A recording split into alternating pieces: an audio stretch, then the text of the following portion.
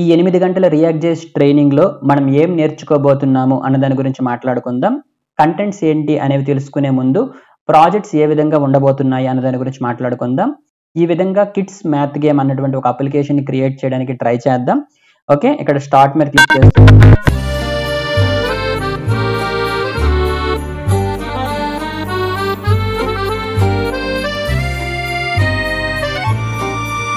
కదా, so game complete అయిపోయింది. మీరు ఇది కంప్లీట్ చేయడానికి ఎన్ని సెకండ్స్ తీసుకున్నారు, రైట్ ఆన్సర్స్, రాంగ్ ఆన్సర్స్, మళ్ళీ ఓకే క్లిక్ చేస్తే స్టార్ట్ నుండి రావాలి. ఇది ఒక ప్రాజెక్ట్ ని డెవలప్ చేయడానికి ట్రై చేద్దాం, మనకి ఉన్నటువంటి టైంని బట్టి, అలాగే మీరు అడిగినటువంటి క్వశ్చన్స్ బట్టి.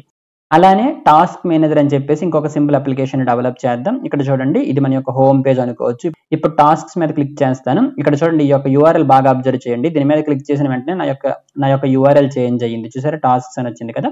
సో ఇక్కడ మన యొక్క టాస్క్స్ ఎంటర్ చేసుకోవచ్చు. మీరు ఇప్పుడు for example I will watch court movie, ఏదో ఒక టాస్క్ అనమాట. ఓకే, ఇది ఎప్పుడులోపు మీరు కంప్లీట్ చేద్దాం అనుకుంటున్నారు అని చెప్పేసి ఒక టాస్క్ ని యాడ్ చేసుకున్నారు.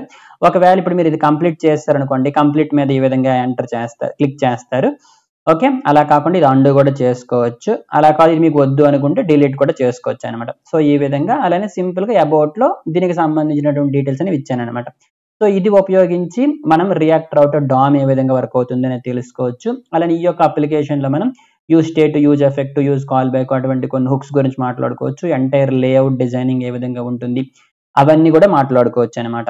వీటన్నింటితో పాటు ఇంకొంతమందికి వస్తున్నటువంటి డౌట్ ఏంటి అనుకుంటే, నాకు HTML రాదు, జావా స్క్రిప్ట్ రాదు, నేను రియాక్ట్ చేసి నేర్చుకోవచ్చా అనుకోనంటే, మీకు ఫ్రమ్ ద బిగినింగ్ చెప్తాను. సింపుల్ HTML ప్రాజెక్ట్ ని క్రియేట్ చేయడం, HTML లో ఉన్నటువంటి కంటెంట్ ని ఏ విధంగా మ్యానిపులేషన్ చేయాలి జావా స్క్రిప్ట్ ఉపయోగించి, అలానే రియాక్ట్ జేఎస్ నేర్చుకోవడానికి ఏ జావా స్క్రిప్ట్ మనకి కావాలి ఆ యొక్క జావా స్క్రిప్ట్ ని చెప్తాను. అంటే ఫంక్షన్స్ గురించి, అలానే మాడ్యూల్స్, ఇంపోర్ట్, ఎక్స్పోర్ట్ ఉంటాయి కదా, అవి మెయిన్ గా మనం రియాక్ట్ జేఎస్ లో ఉపయోగిస్తాం కాబట్టి వాటి గురించి మాట్లాడుకుందాం. అలానే ఒక రియాక్ట్ ప్రాజెక్ట్ ని క్రియేట్ చేద్దాం. అందులో కాంపోనెంట్స్ ని క్రియేట్ చేయడం, ఒక కాంపోనెంట్ నుంచి ఇంకో కాంపోనెంట్ కి ప్రాపర్టీస్ ని పాస్ చేయడం, అలానే యూజ్ స్టేట్ హుక్ గురించి మాట్లాడుకుందాం. అలానే మన యొక్క ప్రాజెక్ట్స్ ని బిల్డ్ చేసినప్పుడు లేఅవుట్స్ మనం డిజైన్ చేస్తాం కదా, సో ఈ యొక్క లేఅవుట్స్ ని డిజైన్ చేసినప్పుడు ఎక్కువగా మనం CSS ఫ్లెక్స్ ని వాడుతుంటాం అనమాట. సో ఆ యొక్క ఫ్లెక్స్ గురించి మాట్లాడుతాను.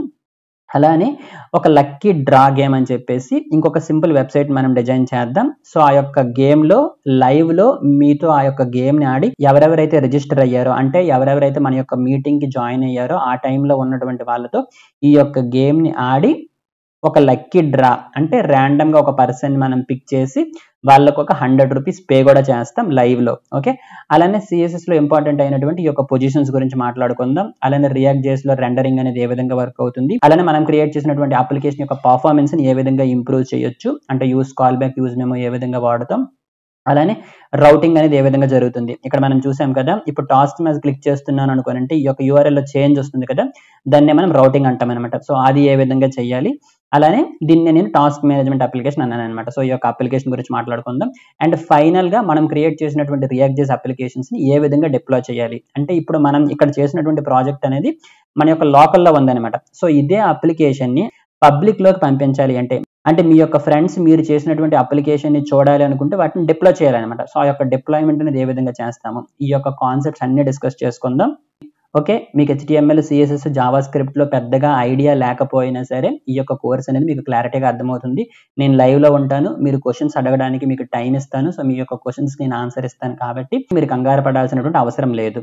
అలానే ఈ యొక్క ప్రాజెక్ట్స్ కి సంబంధించి మనకు ఉన్నటువంటి ఈ యొక్క 8 గంటల్లో ఒకవేళ మనకి టైం చాలకపోతే ఇదే ప్రాజెక్ట్ నేను వేరే ఇంకొక వీడియోలో చేసి మన యొక్క యూట్యూబ్ ఛానల్లో పెడతాను, ప్రాబ్లం ఏమీ లేదు. ఓకేనా, సరే. అసలు ఈ యొక్క కోర్స్కి ఏ విధంగా రిజిస్టర్ అవ్వాలి అంటే బ్రౌజర్ ఓపెన్ చేయండి, surestechnologies.com అని ఎంటర్ చేయండి. ఇందులోకి వచ్చిన తర్వాత ఇక్కడ మీకు రిజిస్టర్ ఫర్ ఏ కోర్స్ అని ఉంటుంది. ఓకే, ఇక్కడ మీకు బుక్ నౌ ఉంది కదా, సో ఈ యొక్క బుక్ నౌ మీద క్లిక్ చేస్తే ఇక్కడ మనం ఏ టాపిక్స్ గురించి మాట్లాడుకుంటున్నాం ఆ యొక్క టాపిక్స్ అన్ని చూపించాను.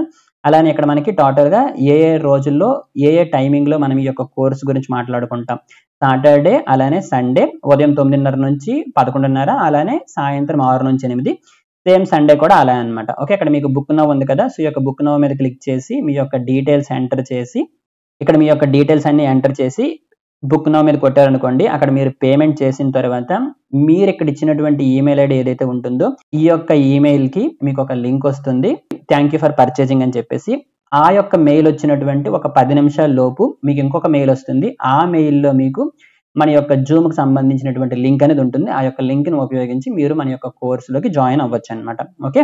ఓకే సో ఫైనల్గా ఒక క్వశ్చన్ గుర్తుపెట్టుకోండి. ఈ యొక్క కోర్స్ కంప్లీట్ అయ్యేసరికి నాకు రియాక్ట్ జేఎస్ వచ్చు అన్నటువంటి కాన్ఫిడెన్స్ మీకు వస్తుంది. అలానే అదే కాన్ఫిడెన్స్తో మీ ఓన్గా రియాక్ట్ జేఎస్ ప్రాజెక్ట్స్ మీరు బిల్డ్ చేసుకోవచ్చు.